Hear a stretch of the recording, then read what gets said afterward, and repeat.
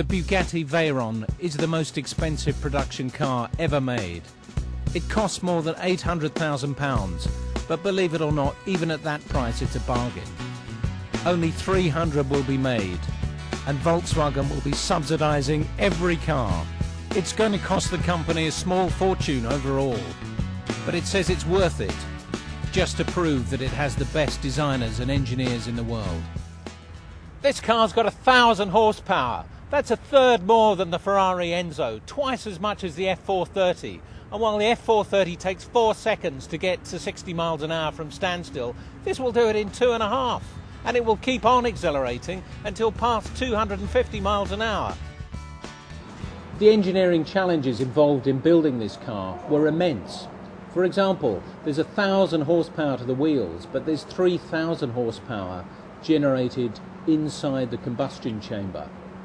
Now, it's not unusual to lose 2/3 of engine power as heat, but what do you do with all the heat from an engine this size? The answer is you need 10 radiators and a mess of cooling ducts that look like a Victorian plumber's nightmare.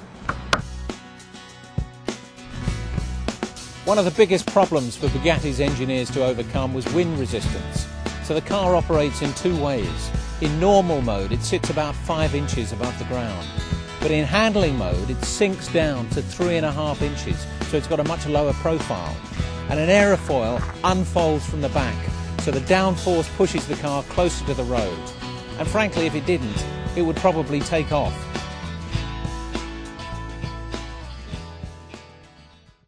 Now, the tyres for this car were specially developed by Michelin to do 250 miles an hour. And if you have a puncture at that speed, in theory it doesn't matter because they're run-flat tyres.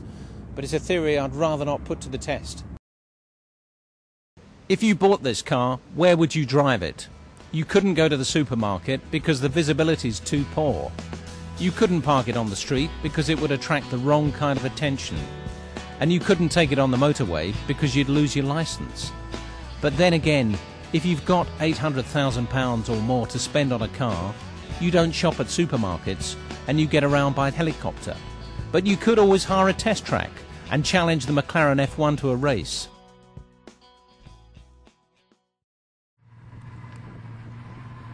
This car has a top speed of 240 miles an hour. It has a 6.1 litre V12 engine, and in this car it has 680 horsepower. It is the most focused, incredible road car that's ever been made, and I include the Bugatti Veyron. Because the Veyron is a 2-ton car with 1,000 horsepower, this car weighs 1 ton. It is much more agile, much more responsive, and in my